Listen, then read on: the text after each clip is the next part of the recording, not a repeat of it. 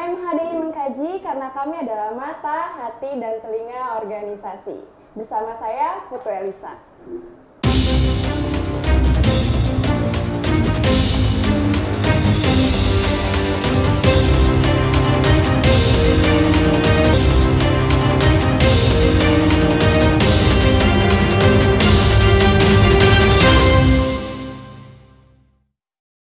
Nah teman-teman, di dalam konsep yang baru ini, yang fresh ini, KMHDI mengkaji membawakan hal yang spesial nih pada hari ini. Kita kedatangan narasumber yang mungkin kalian semua tahu. Selamat datang Bapak Trihandoko Seto, PhD. Gimana Pak kabarnya, baik Pak? Baik, Astokara. Aku enaknya manggilnya apa ya? Bapak, Mas, beli Mas ya Pak? aja, Mas. Oke, panggilnya Mas. Biar lebih muda ya. Jiwa-jiwa muda ya Mas ya. Nah gimana Mas hari ini kegiatannya lancar? Ya, lancar lah. Lalu lintas lancar? Lalu lintas lancar, cuaca cerah. Wes, cuaca cerah, langsung di notice teman-teman, cuaca cerah gitu. Oke nih, Mas kita hari ini mau sharing-sharing aja, ngobrol-ngobrol sedikit. Kita nih pasti tahu teman-teman nih penasaran siapa sih sosok Trihandoko Seto itu nih. Lagi viral ya teman-teman ya, lagi booming gitu. Nah, pertanyaan pertama nih aku mulai ya Mas ya. Yep. Tentang masa kecil, menurut data ini Mas ya, katanya Mas dulu itu anaknya nakal nih katanya. Gimana tuh Mas tanggapannya Mas? Sebenarnya tidak nakal, tapi cukup nakal sih. Ya, usil barangkali. Di dalam hal apa tuh usilnya Mas? Ya suka iseng ya kepada teman-teman sekolah. Ya, kalau di sekolah kalau duduk tidak pernah duduk dengan baik ya, dan sebagainya. Ya dalam keadaan tertentu juga kadang-kadang ya menimbulkan persoalan juga. Alasannya klasik tapi bisa diterima lah Mas lah. Iya. Kalau misalnya dulu nih, karena Masnya nakal, pasti didikan orang tua ini berperan penting kan Mas ya? Ya, anak kecil nakal itu menjadikan tetangga saya justru iri. Karena beliau anaknya tidak nakal. Gitu. Kenapa bisa begitu Mas? Ya menurut beliau kalau anak kecil nakal itu biasanya akan kreatif. Wih, ya. Bisa jadi. Maka saya nakal, ya menurut saya tidak bersoal anak kecil itu. Tapi ayah galak Mas? Oh luar biasa, sesungguhnya keras ya. Saya tahu mengapa Suwargi bapak saya itu sangat keras. Karena kami hidup di sebuah pedesaan yang kalau kita biasa-biasa saja ya kehidupan tidak akan banyak berubah. Nah, sehingga walaupun pada saat itu tentu saya sangat marah ya, tidak suka, benci sama orang tua karena begitu galaknya, tetapi saya paham ya itu demi kebaikan anaknya. Iya, yang galak itu belum tentu berarti tidak sayang ya Mas. Oh ya, justru karena sangat sayang ya sehingga orang tua terpaksa galak sama anaknya. Terpaksa, ya. Sama saya juga ngerasa begitu Mas. Oke, dari latar belakang Masnya sendiri udah nih, kita menuju ke latar belakang pendidikan nih Mas. Iya. Mas ini pernah mengemban pendidikan di jurusan fisika Universitas Brawijaya Malang. Betul. Nah, ada alasan khusus gak Mas mau milih nih fisika nih? Saya lulus SD, SMP, SMA mau ambil fisika aja deh gitu. Nggak ada. Lalu gimana tuh Mas? Jadi saya itu sebenarnya tidak boleh kuliah sama orang tua. Tidak diperbolehkan? Nggak boleh, karena biayanya mahal ya, di luar jangkauan orang tua. Tapi saya pastikan bahwa seberapapun mampunya orang tua memberikan saya biaya, saya akan tetap bisa kuliah.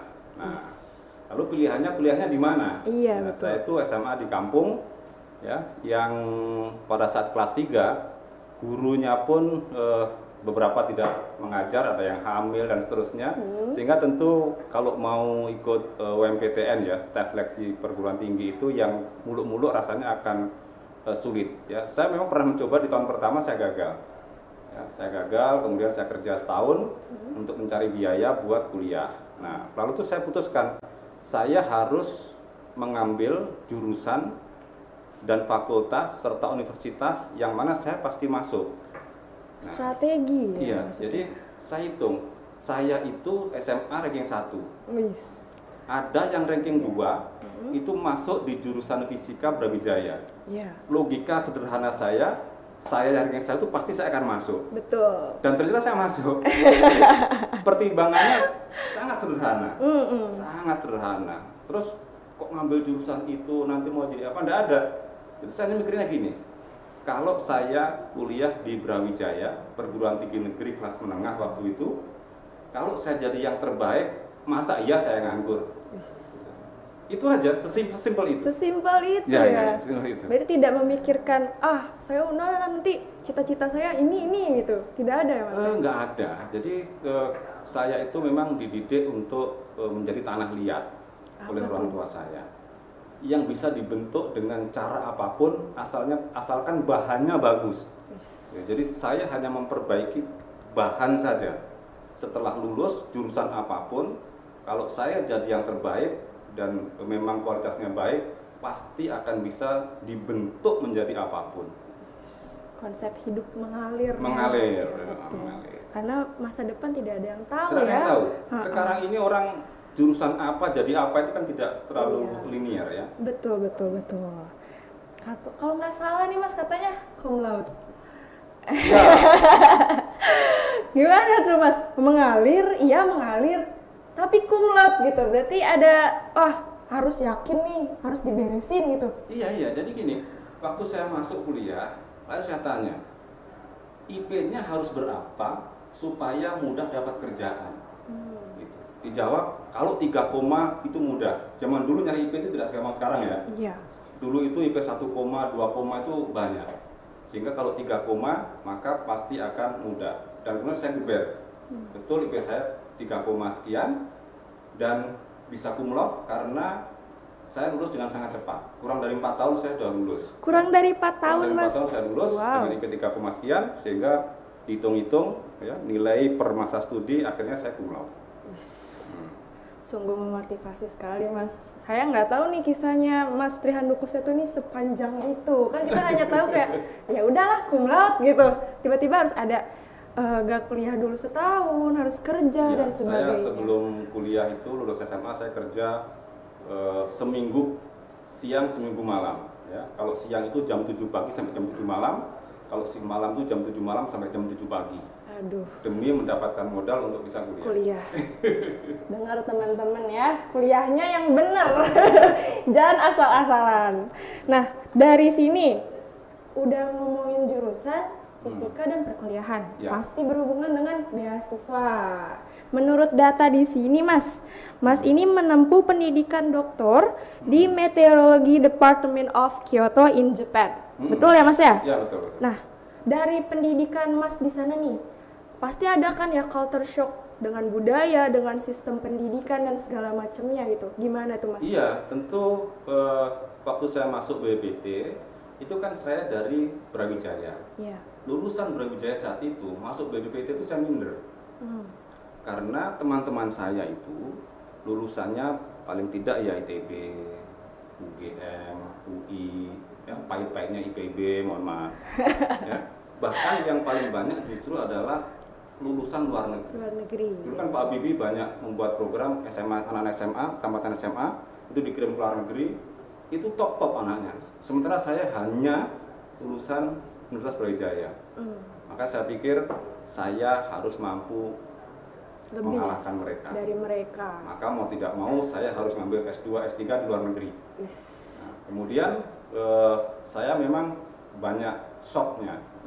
Shock yang pertama itu ketika waktu itu gaji saya sebulan itu 500.000. Ya, kemudian saya shock begitu saya mau berangkat beasiswa, saya dikasih uang pindahan 60 juta. Wih. 60 juta. Shock pertama itu langsung bisa kalau dibelikan rumah di pinggiran Jakarta dapat 2 waktu itu. Langsung cash. Shock yang kedua tentu budaya di sana ya. Budaya yang sangat disiplin, yang sangat menghormati orang, yang kalau kita di sini lihat orang berbuat kesalahan kita ketawa gitu. Kita juga di sana ada teman salah kita ketawa dimarahin gitu. Langsung dimarahin gitu Mas? Nggak boleh, ya. Kalau misalnya pas di sana nih Mas, kayak budaya kan beda ya. Hmm. Mas gimana tuh cara beradaptasi gitu istilahnya? Ya tentu sebenarnya sebelum berangkat kita belajar dulu ya, belajar bahasa, belajar budaya di UI kursus 6 bulan. Namun tetap saja ya nyampe sana kita shock. Makanya ada program juga di sana itu homestay. Jadi kita dititipkan di keluarga Jepang. Sehingga kita tahu bagaimana cara mandinya orang Jepang, cara makannya orang Jepang, ya, cara menyapa orang Jepang, jadi mulai bangun tidur sampai tidur lagi selama berhari-hari. Nah, sehingga kita paham, oh ternyata begini. Trainingnya seperti itu ya Mas ya. Betul. Tapi kalau misalnya sistem di Jepang itu dia ada gak yang bisa diterapkan khususnya dalam pendidikan itu di Indonesia? Ya, pendidikan mereka memang ya tentu jauh lebih maju ya, namanya juga negara maju.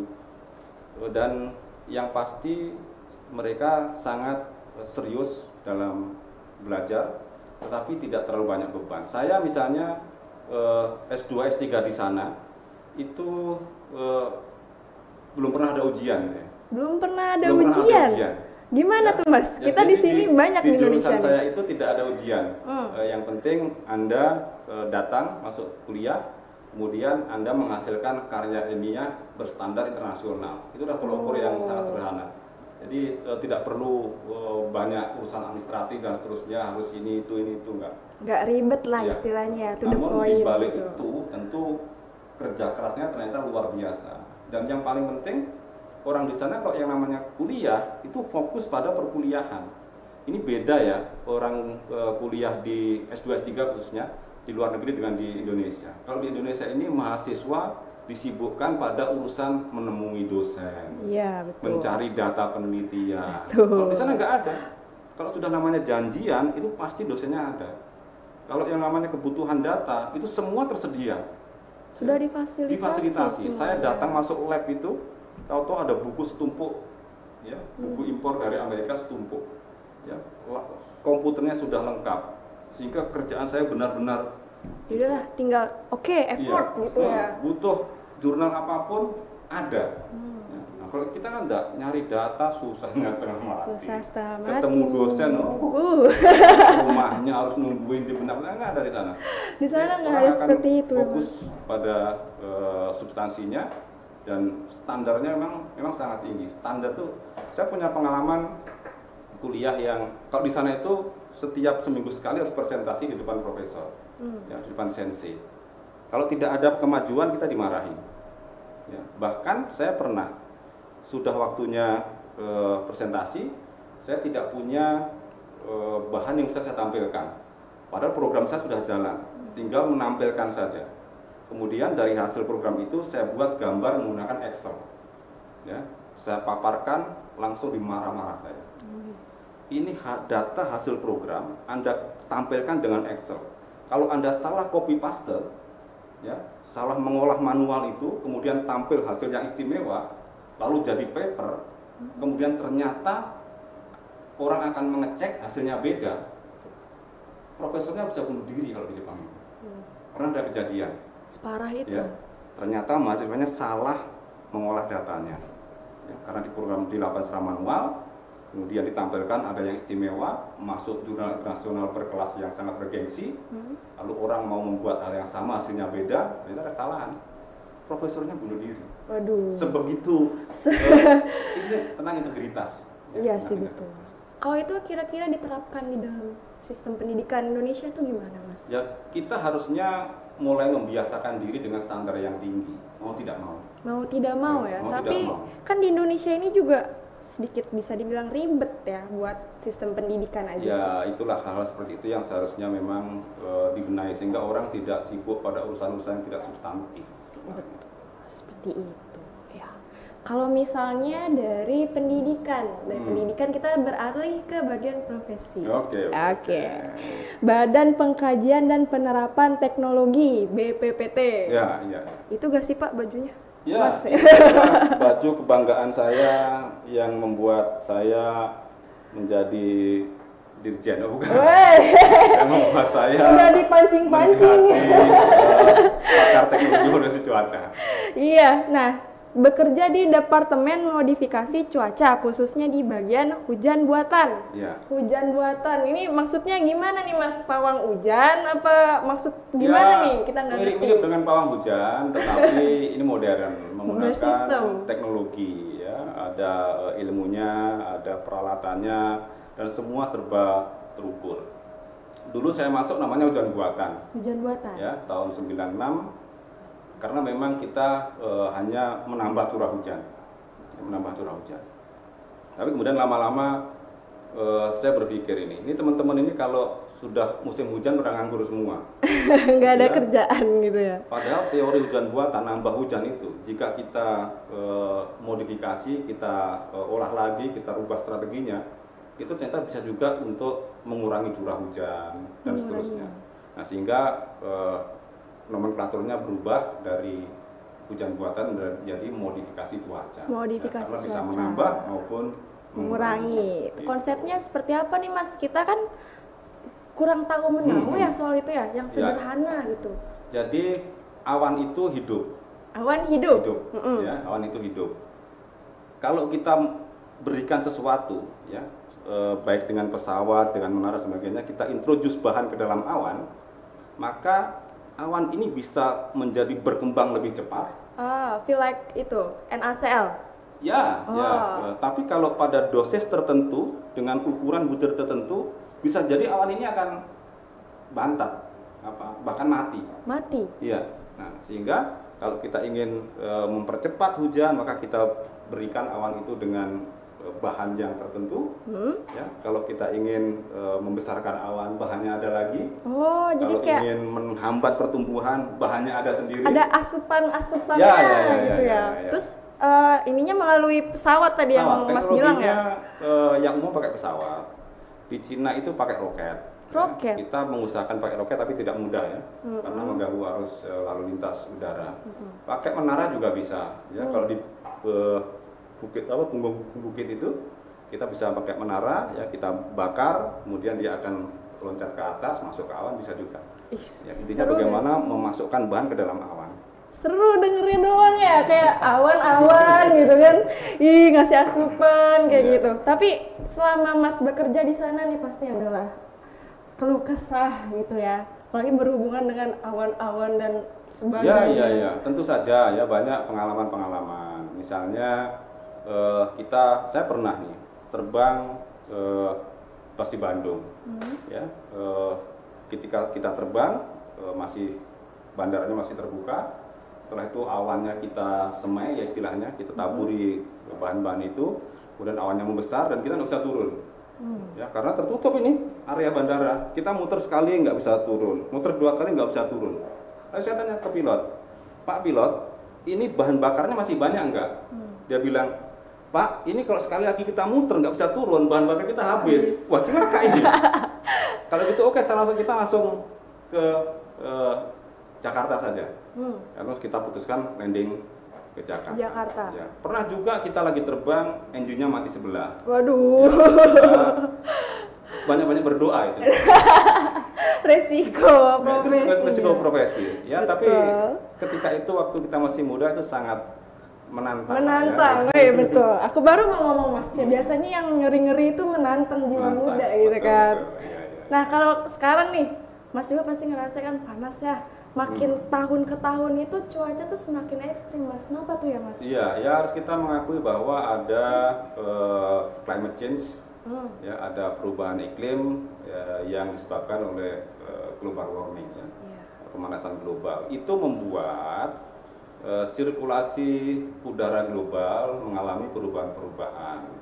Di beberapa tempat hujannya tidak selama setahun hujannya tidak berubah, tapi mengumpul. Ya, kalau misalnya 6 bulan, dia terkumpul dalam waktu 4 atau 3 bulan, sehingga hujannya besar.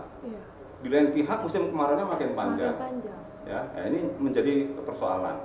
Oh, seperti itu. Kalau misalnya fenomena yang kayak gini, Mas pasti pernah lah lihat di TikTok gitu ya. Ada hujan, mobil doang satu gitu gini deh. Itu pasti bohong. Itu bohong. Ya, pasti bohong. Padahal kita ngiranya pengennya serius gitu.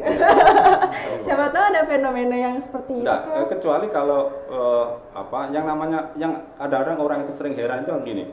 Wah, saya jalan di sini hujan deras, tahu garis nggak ada hujan. Iya betul Mas, ya. Tuh kenapa itu sebenarnya Mas? Kan nggak aneh, namanya hujan itu kan ada batasnya. Oh begitu. Ya, karena pas kita ada di batas itu, ya yang seperti seolah ada garis. Oh ya. Seperti itu ya? Iya. Soalnya saya. Ya, ibaratnya kita gini lah, seorang pelaut dia sepanjang harinya di laut, atau loh kok darat seorang garis, memang begitu. Oh begitu. Itulah batas coverage awan itu. Jadi ya, kayak nggak ada transisinya ya, kayak udah potong aja gitu ya. Seperti itu ternyata teman-teman ya, buat yang masih bingung-bingung ya, kenapa kayak gitu, ahlinya yang ngomong langsung nih. Kalau kita berbicara tentang lembaga pengkajian teknologi dan teknologi terapan, kayak applied science, itu menurut Mas apa yang kurang dan harus diperbaiki tuh dari sistem yang ada di Indonesia? Di Indonesia itu sangat mencolok yang namanya death of valley, ya, lembah kematian. Lembah kematian. Ya, lembah kematian. Orang melakukan penelitian sangat masif. Padahal ujung dari penelitian itu adalah industri. Ya. Tapi transisi dari penelitian ke industri ini harus melalui lembah kematian dan seringkali mati, sehingga kita tidak mampu menghasilkan industri-industri berbasis teknologi. Ya. Korea misalnya mampu menghasilkan LG, ya, apalagi negara-negara maju selalu hasil risetnya menjadi industri besar.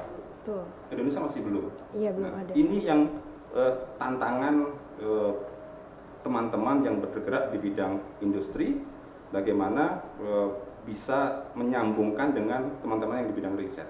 Kalau misalnya tadi Mas bilang pasti selalu mati, Ya. apa tuh faktor utamanya Mas? Culture orang-orang yang melakukan penelitian beda dengan culture orang-orang yang di dunia industri. Proses perpindahannya ini tidak ketemu. Ya. Tidak sinkron. Dari skala lab menjadi skala massal, ya, itu gagal, sangat sering gagal. Ya, karena itu culture-nya beda. Orang-orang di sini akan perfect kepada ilmu yang ya sempurna begitu. Tapi kebutuhan publik kan belum tentu itu. Nah, sehingga ketika mau di jalan sana, oh nggak masuk ini hitung-hitungannya, akhirnya mati dan seterusnya. Selalu seperti itu. Sangat sering seperti itu. Belum ada yang bisa memperbaiki hal itu, Mas. Sebenarnya sudah banyak yang diupayakan, ya, dan cukup banyak juga, tapi industrinya kecil-kecil, ya, kecil-kecil, belum mampu menghasilkan sebuah industri yang sangat besar dari hasil riset. Ini tantangan ke depan. Buat generasi bangsa selanjutnya, Mas ya. Nah, kita lanjut lagi. Nah, ini seru nih, mulai seru nih, bahas dirjen nih. Kalau seru minum dulu ya. Harus isi stamina dulu ini. Iya, dibaikin dulu moodnya tentang aduh, seru sih pokoknya nih. Lanjutlah. Untuk menjadi seperti sekarang, menjadi pejabat eselon di satu lingkungan Kementerian Agama sebagai Dirjen Bimas Hindu. Ya. Ini udah kayak mata najo ya. Sebenarnya nih, apa yang memotivasi Mas berkecimpung dan mengabdikan diri nih di bidang Kementerian Agama? Toh yang tadi notabene-nya dari fisika ke agama tuh jauh Mas. Linjurnya tuh wah gitu. Kenapa tuh Mas? Pertama saya koreksi, bukan seperti sekarang ya, seperti beberapa waktu yang lalu. Oke. Beberapa waktu yang Karena lalu. sekarang sudah tidak lagi. Ya memang sesungguhnya DNA saya rupanya sudah banyak dipengaruhi oleh sains dan teknologi ya, saintek. Ya, namun demikian ketika di BPT kan saya sejak muda juga aktif di keagamaan, sehingga sedikit banyak saya memiliki gagasan-gagasan bagaimana membangun umat Hindu. Ya, saya juga sebagai orang Hindu yang berasal dari Jawa, ya, minoritasnya minoritas, ya, Hindu itu minoritas, apalagi Hindunya di Jawa minoritas juga. Nah, sehingga saya memahami suasana kebatinan secara umum umat Hindu di Nusantara. Nah, dari situlah maka kemudian gagasan-gagasan itu saya bangun. sesungguhnya saya juga ragu-ragu awalnya, apakah mau meninggalkan BPT untuk masuk ke Kementerian Agama. Ya.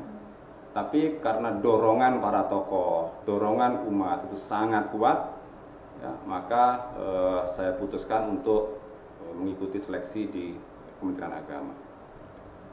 Dan kebetulan saya juga memiliki memang modal pengalaman birokrat yang cukup panjang. Ya. Saya menjadi kepala Satker selama 4 tahun di BPT, sehingga saya paham bagaimana mengelola keuangan negara, bagaimana menjalankan program yang tetap bisa efektif, tapi tidak melanggar aturan-aturan negara.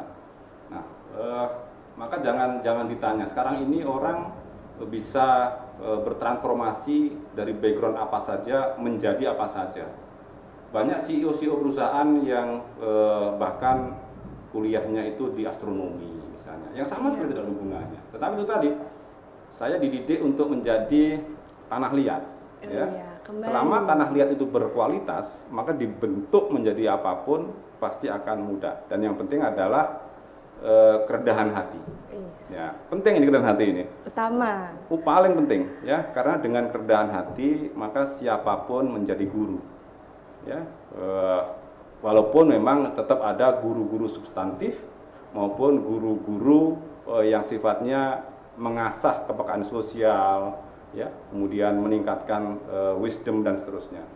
Nah, dengan kerendahan hati kita akan cepat sekali membaca situasi dan kita bisa mengeksekusi program dengan baik. Beradaptasi juga dengan baik ya Mas. Betul. Ya? Kalau misalnya tantangan nih saat menjabat, menjadi dirjen, apa aja tuh Mas, keluh kesah lah gitu. Pasti banyak kan. Jelas, culture di BPT dengan Kementerian Agama sangat berbeda. Ya mohon maaf ya, SDM-nya tentu berbeda, SDM-nya ya, sangat berbeda. Ya, contoh begini, misalnya ngurus administrasi, kenaikan pangkat dan seterusnya, BPT itu automatically, ya, kita nggak pernah ngurus atau naik. Tapi di Kementerian Agama rupanya belum bisa seperti itu. Kemudian bagaimana menjabarkan visi misi pimpinan kepada para staf, itu juga harus berulang-ulang, ya, berulang-ulang baru mereka sedikit-sedikit paham. Tapi ini mah butuh ketelatenan, ya. Maka tantangan yang awal ketika saya masuk yang bikin shock ternyata, begini ternyata caranya. Yang harus gerbong yang harus saya tarik ini seperti ini. Yang biasanya satset ya, telaten. Maka itu tadi diperlukan kecepatan kita untuk beradaptasi. Ya, karena menjadi pemimpin itu harus, kalau dalam bahasa Jawa itu, tanggap ing sasmito, lantip ing panggraito. Apa gitu. Tuh artinya Mas? Jadi dia harus bisa membaca tanda-tanda, membaca gejala-gejala. Ibaratnya kalau kita membaca tulisan, itu kita harus membaca apa yang ada di antara baris-baris tulisan itu. Ya, read between the lines. Nah, gitu loh. Itu yang penting. Utama, read in the lines. Kalau misalnya untuk inovasi nih, Mas itu kan sudah banyak mengeluarkan inovasi-inovasi yang memang berguna juga buat umat ya. Itu diambil dari pengalaman di Jepang atau mungkin muncul ide-ide tersendiri? Ya, tentu setiap orang punya pengalaman panjang yang membentuk karakter dirinya. Ya, maka sudah menjadi kebiasaan saya begitu menduduki posisi tertentu segera membaca situasi, ya, segera menginterpretasikan apa yang diinginkan umat, apa yang dibutuhkan oleh orang-orang yang kita pimpin. Maka dari situ, ya, kita segera menguatkan daya kreasi kita. Ya, dan itulah yang saya lakukan dalam waktu yang sangat singkat itu, 1 tahun 4 bulan. Ya, meskipun beberapa program belum selesai, ya, tapi saya yakin itu bisa menjadi fondasi yang baik, ya, untuk pembinaan umat ke depan. Iya Pak, terima kasih sebelumnya ya Pak ya. Inovasi-inovasi itu sangat amat membantu umat sebenarnya. Mudah-mudahan bermanfaat. Mudah-mudahan bermanfaat. Nah, selanjutnya nih, dari program-program tersebut tadi sempat dibilang sama Mas sendiri banyak yang belum terrealisasi. Apa tuh kira-kira yang, ini highlight banget tapi belum bisa dikeluarkan? Iya, misalnya bagaimana kita sudah merancang rumah pembinaan keluarga Sukina, ya, sudah draftnya sudah jadi, pedomannya sudah kita buat, tinggal implementasi. Kemudian penegrian perguruan tinggi STAD Klaten, ya ini sudah berjalan, ya sekarang prosesnya di level menteri, kita nunggu proses itu. Juga termasuk penegrian utama Widya Pasraman Ganesha Parwati di Jawa Timur, ya dan beberapa program lain, misalnya kita sudah mencanangkan bagaimana tahun 2022 tahun ini kita akan membangun secara masif tempat ibadah Hindu Nusantara yang berkearifan lokal. Kita akan membangun sebuah balai basarah yang sangat besar di Kalteng. Kita akan bangun beberapa rumah ibadah teman-teman di Alukta, Toraja dan Mamasa. Kita akan bangun rumah ibadah di Karo, di Maluku dan seterusnya. Yang mudah-mudahan teman-teman yang melanjutkan kepemimpinan di Direktorat Jenderal Bimas Hindu masih mau ya meneruskan gagasan saya setidaknya di tahun 2022 ini. Iya betul, soalnya itu program yang memang diperlukan saat ini ya Mas ya. Dan program besar satu lagi pencanangan Candi Prambanan sebagai tempat ibadah Hindu Nusantara dan dunia. Ya ini tinggal ya satu goresan saja. Selesai sebenarnya ya Mas ya. Kalau misalnya tadi sempat dibahas tentang sumber daya manusia nih, khususnya sumber daya manusia Hindu di Indonesia. Mas Seto sendiri nih kira-kira seberapa penting sebenarnya pengembangan sumber daya manusia khususnya Hindu ya, dan perbaikan sistem pendidikan itu kira-kira berpengaruh apa bagaimana ya Mas? Oh iya, jadi umat kita ini jumlahnya tidak terlalu banyak. Data resmi kurang dari 5 juta. Ya, walaupun mungkin lebih dari itu ya. Persoalannya adalah umat kita tersebar di seluruh Nusantara, ada di 34 provinsi dan lebih parahnya banyak yang di pelosok-pelosok.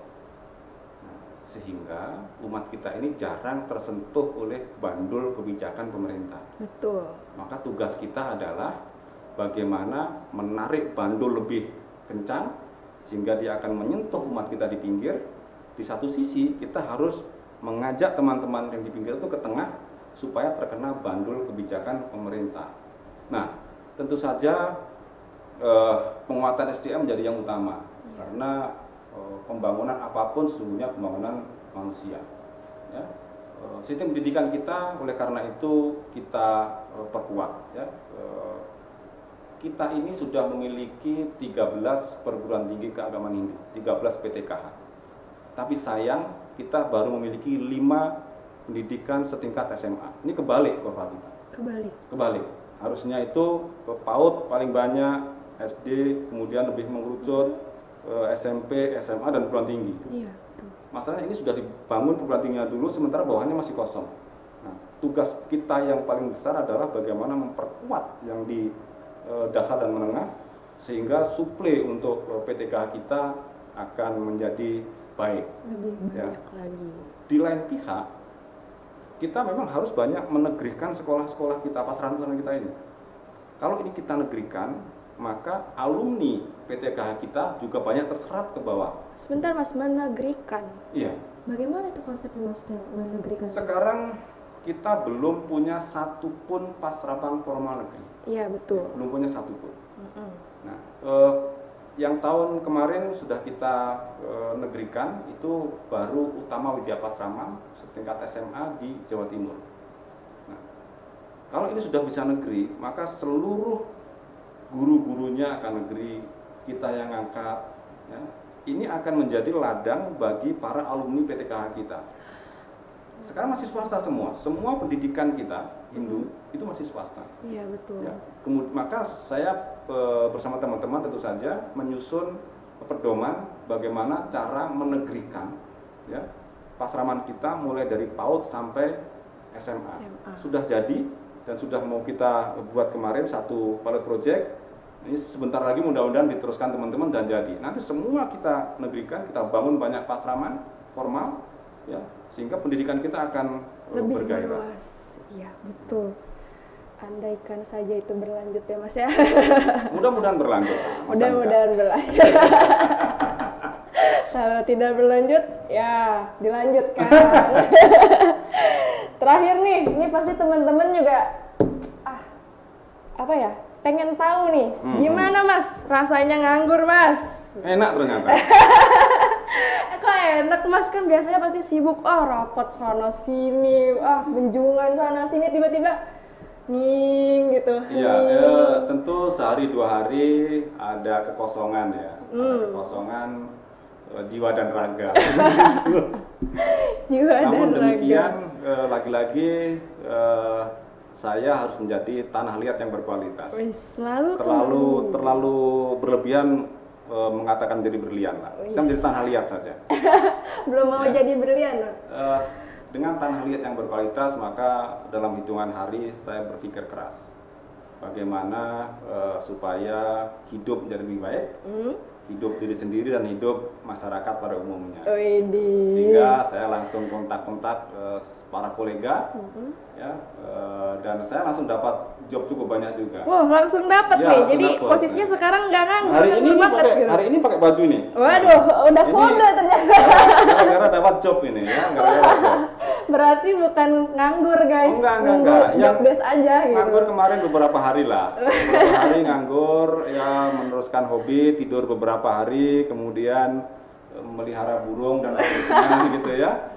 Lalu segera membantu teman-teman ya untuk menjadi konsultan masalah cuaca ya, tadi dari KLHK bicara tentang bagaimana kebakaran hutan dan lahan tahun depan terus kita jaga untuk diredam dan seterusnya. Banyak sekali pekerjaan yang bisa saya lakukan, dan saya juga bersama-sama teman-teman di keumatan ya, terus terang dengan teman-teman Paguyuban Majapahit juga sedang berusaha ya bagaimana kita bisa menggarap lahan-lahan di hutan di Sumatera dan Kalimantan ya, untuk bisa kita manfaatkan bagi umat kita. Mudah-mudahan lah kalau berhasil nanti kita juga bisa berkontribusi yang tidak kalah pentingnya lah dibandingkan dengan sebelumnya.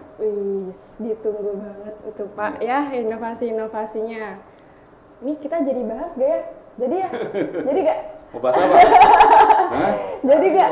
Jadi dong, katanya jadi nih Mas. Oke. Ini mah pertanyaan Silakan. ya. Siapa takut? Aduh. Ya Mas juga tahu lah sekarang sedang viral-viralnya ya.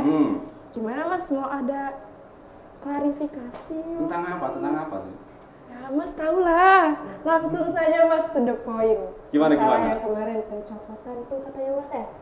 Secara sepihak tuh gimana Mas? Saya juga sebenarnya kurang ngerti nih. Coba biar ada asupan-asupan gitu. Iya, jadi saya selama menjadi dirjen itu, saya tentu sudah berusaha untuk berbuat yang sebaik-baiknya. Ya, ketika Gus Menteri membuat program prioritas, 7 program prioritas, semua saya laksanakan. Bahkan program-program yang mestinya itu hanya untuk umat Islam, saya juga modifikasi agar bisa dilaksanakan oleh Direktorat Jenderal Bimbingan Masyarakat Hindu. Ya, intinya saya merasa sudah berada dalam barisannya Gus Menteri, bahkan merasa paling berderap lurus, ya, dan bersama-sama membangkitkan citra Kementerian Agama di mata umat, dan saya merasa sebenarnya sudah berhasil. Ya, barangkali saya salah, saya tidak tahu, tapi dukungan umat sepertinya sangat besar terhadap saya untuk menjalankan proses itu. Namun demikian, tiba-tiba di suatu pagi ketika saya sedang dinas di Palu, saya dapat SMS, WA. Di WA. Ya, Mas, kok ada isu begini apa bener gitu? Wah, saya nggak tahu. Belum update ceritanya di situ ya. Belum update. Saya nggak tahu.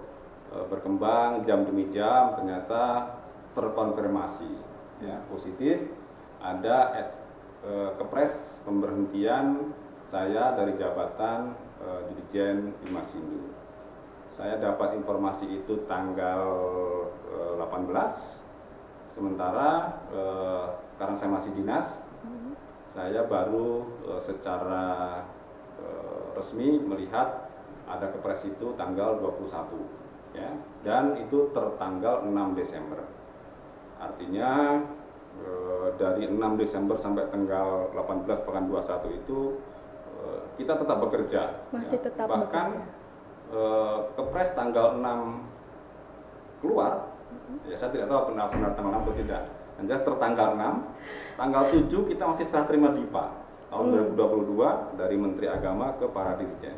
Kita perjanjian kinerja, tanda tangan kedua belah pihak. Sudah tanda tangan. Tanda tangan perjanjian kinerja tahun 2022 tanggal 7 Desember. Loh, seperti itu. Kenapa tuh? Tanggal pemberhentian tanggal 6 Desember. Bahkan tanggal 10 sampai 13 seluruh dirjen digembleng 3 hari 3 malam untuk workshop moderasi beragama. Masih ada penggemblengan setelah pengeluaran oleh itu. para motivator yang luar biasa. Ya.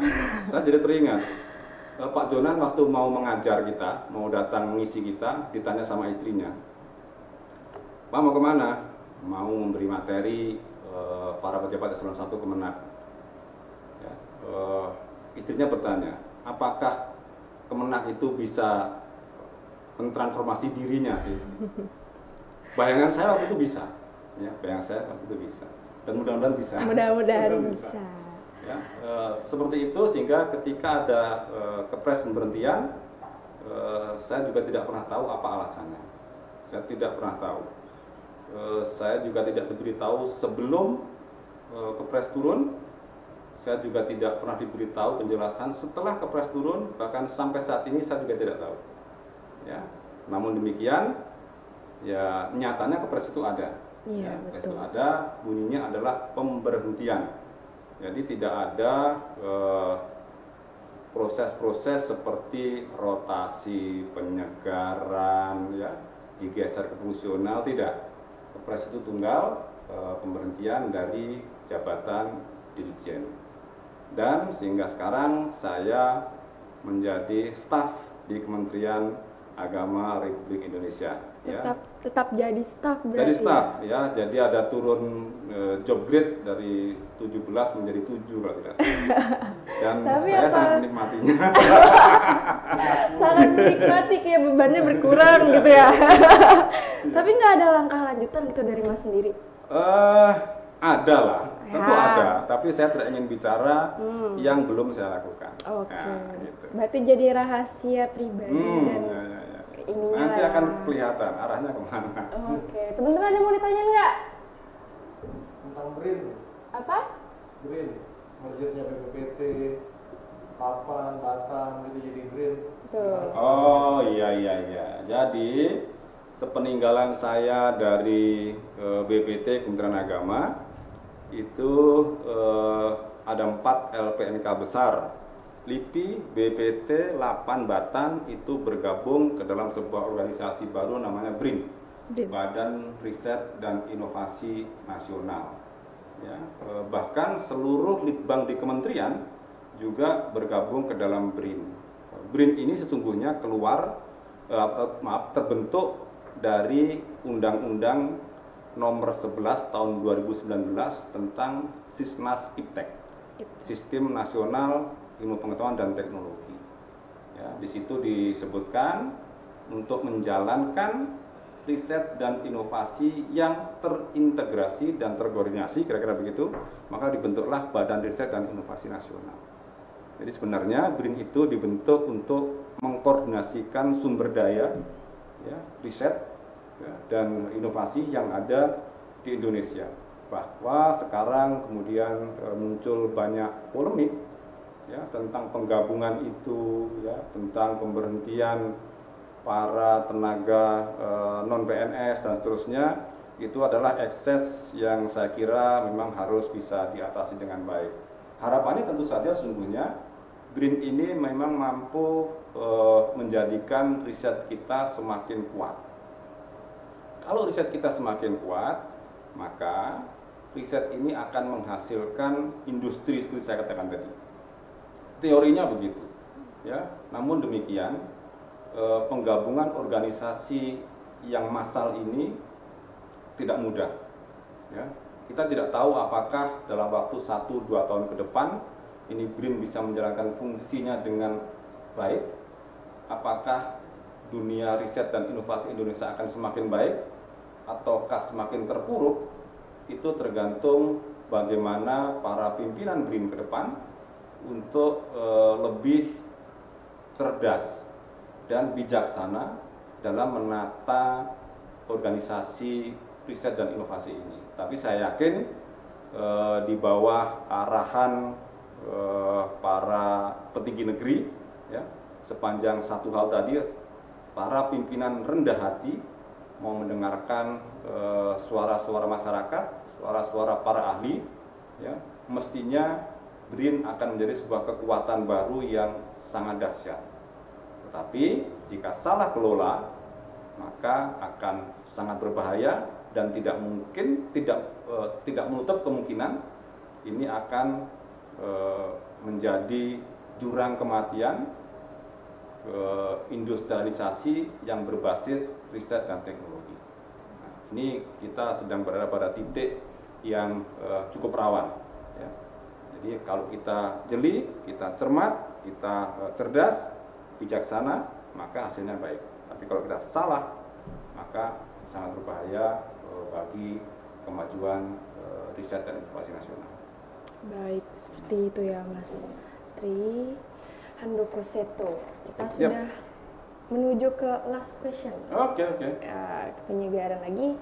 Karena kita dalam konsep KMHD ini, Mas, kita sendiri juga punya program yang ikatan erat dengan pengembangan sumber daya manusia, khususnya umat Hindu itu sendiri.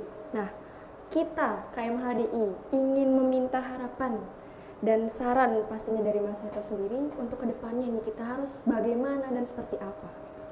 Ya, KMHDI ini kan berisi anak-anak yang memiliki pandangan yang jernih, ya, pandangan yang jernih terhadap persoalan, ya, memiliki pemikiran-pemikiran yang genuine, yang harusnya tidak terpengaruh oleh nilai-nilai yang tidak substantif. Maka saya berharap teman-teman KMHDI betul-betul mampu mengeksplor, ya, seluruh kekuatannya, ya, tentu kekuatan SDM, kekuatan para mahasiswa Hindu untuk melihat persoalan dengan perspektif yang lebih baik, ya. Mahasiswa memiliki kelebihan yang sangat banyak, ya, originalitas, kemudian kreasinya tinggi, ya, idealismenya kuat, namun juga tidak terlepas dari kekurangan, ya. Biasanya informasi data yang masuk itu tidak utuh. Nah, sehingga saya berharap teman-teman KMHDI memperkuat asupan informasi, asupan data, nah, sehingga apa gagasan yang dipikirkan, yang diinginkan itu benar-benar gagasan yang masuk akal dan bisa diterima. Lalu KMHDI juga harus terus menjalin kolaborasi, ya, kolaborasi tentu saja yang paling dekat adalah dengan Direktorat Jenderal Bimbingan Masyarakat Hindu. Ya, teman-teman harus dekat, ya, dengan Direktorat Jenderal, ya, karena banyak sekali sungguhnya program-program di Direktorat Jenderal Bimas Hindu yang bisa digarap oleh teman-teman KMHDI. Ya, KMHDI memiliki resources yang melimpah yang tersebar ke seluruh wilayah, dan pola-pola kerja mahasiswa ini biasanya jauh lebih efektif dan efisien, ya, sehingga akan mampu mendongkrak kinerja Kementerian Agama secara umum. Di lain pihak, KMHDI sebagai bagian dari kekuatan negara, ya, juga harus pandai-pandai membaca apa yang terjadi di negeri ini, ya, juga harus mampu berkolaborasi dengan sebanyak-banyaknya stakeholder. Nah, sehingga ke depan KMHDI bisa menjadi pabriknya SDM-SDM unggul, ya, yang mestinya itu para pimpinan negeri, ya, setidaknya di lingkungan Hindu, ya, dan kalau bisa juga level nasional itu akan diisi oleh manusia-manusia yang pernah digembleng dalam organisasi kepemudaan dan mahasiswa termasuk KMHDI. Dan saya yakin dengan semangat yang ada saat ini, KMHDI akan bisa menjalankan fungsi itu dan mudah-mudahan kiprah KMHDI semakin nyata dan semakin dirasakan oleh bangsa Indonesia. Astaga. Terima kasih Pak atas harapan dan masukannya kepada KMHDI itu sendiri. Nah, sebelum menutup dan sebelum saya mengucapkan terima kasih, aku mau Mas nih ikutin jargonnya KMHDI. Oke. Siap menerima tantangan. Gini Mas, kalau Mas dia ngomong ya, Satyam Eva Jayate, nanti kita jawab Jaya gitu. Ya. Teman-teman ikutan ya, teman-teman ikutan. Oke, bisa buat kamu kan bisa. Aku yang ini ya. Satyam Eva Jayate, Jaya. Wih, tangan dong Mas. Ya.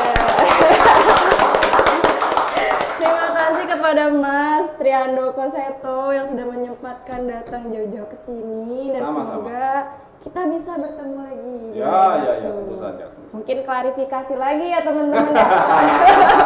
Soalnya ini masih bersambung gitu, belum ada. Kasih kasus lagi dong. Enggak, jangan kasus.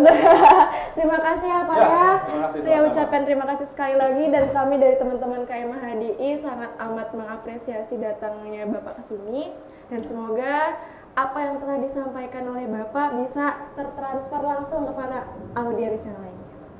Terima kasih Pak. Oke teman-teman, sekian episode dari kajian isu KMHDI hari ini. Sampai jumpa di episode selanjutnya.